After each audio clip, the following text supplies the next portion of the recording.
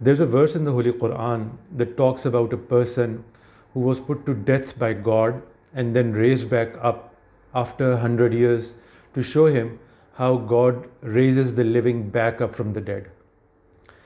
Muslim scholars have not been able to find the correct reference of the incident in any Jewish or Christian sources to date, except a few conjectures here and there. In this video, I am going to reveal its correct reference based on my paper on the subject linked in the description below. Let's go through the verse to keep everything in perspective first. It is verse 259 from the second chapter of the Quran titled The Cow. The verse goes like this. Or consider such an example as the one who passed by a township which had fallen into ruin. He said, how will Allah bring this to life after its death? So Allah caused him to die for 100 years. Then He revived him. He said, how long have you remained? He said, I have remained a day or part of a day. He said, rather, you have remained 100 years. Look at your food and your drink. It has not changed with time. And look at your donkey. And we will make you a sign for the people. And look at the bones, how we raise them, and then we cover them with flesh. And when it became clear to him, he said, I know that Allah is over all things competent. The verse is pretty straightforward. A person passes by a destroyed town or a city. Perhaps he has some connection with it and becomes sorrowful at this sight. In his grief-stricken state, he exclaims or wonders out loud how improbable, if not utterly impossible, the revival of a people was when they were this dead. So God made him die, then resurrected him after 100 years and made him a witness to his own revival. And not only that, but he was also made a witness to how, on the one hand, God had the power to keep things just the way they are without rotting, like his food and drink, and on the other, how he brings things back to life even after they have completely rotted, like his donkey. Since Quran is in continuity of the Bible, Muslim scholars looked for the referred incident in Jewish and Christian Bibles, but they could not find it therein. Then they started conjecturing. Some said the protagonist was the biblical prophet Ezra. Some said he was the mysterious figure known as Khadir or Khidr in Islam. And some said it was the incident narrated about the biblical prophet Ezekiel titled The Valley of Dry Bones, to name a few. Goes without saying that only the last one about Ezekiel bore some resemblance, while others didn't even have a shred of evidence in their support. Yet, even the Ezekiel one had only a remote similitude and lacked essential matching details to be considered anywhere near a proper resolution.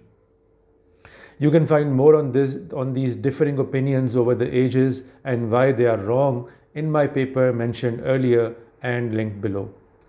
Let's focus on the correct reference for this video. The story is indeed not found in the Bible. It is, however, found both in the Talmud as well as the Jewish legends. Versions from these two sources are slightly different from one another, with one of them matching almost exactly with the Quranic version. I've referenced and narrated both in my paper that you can read for yourself. In this video, I shall be quoting the version that matches closely with the Quran. So in the Jewish legends, the story is titled The Sleep of 100 Years. I am going to read a paraphrased version of the story, which goes like this.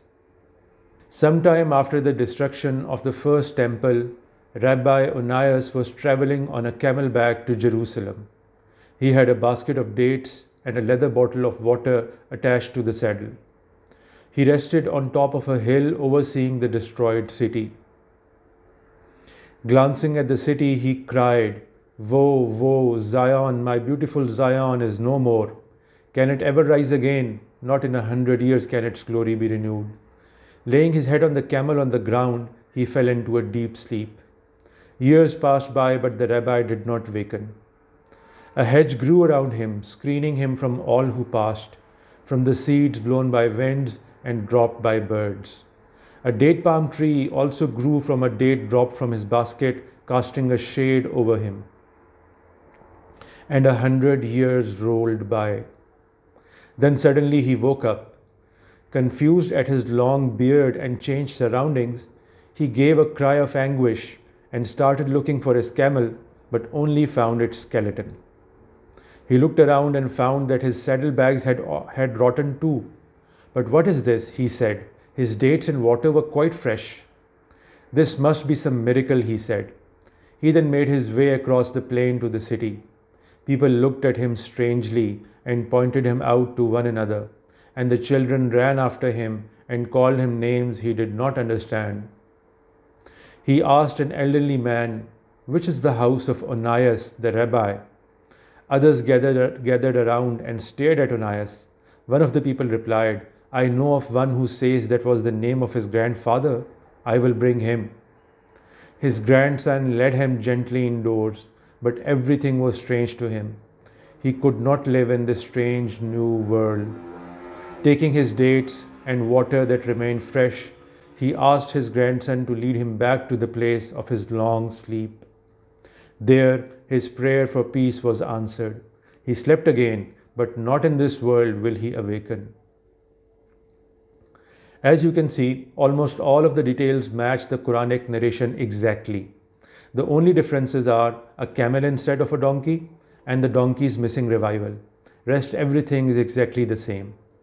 The premise is exactly his exclaimed sorrow at the destruction of a city. He sleeps for 100 years. He finds his food and drink fresh, whereas his animal dead and skeletal.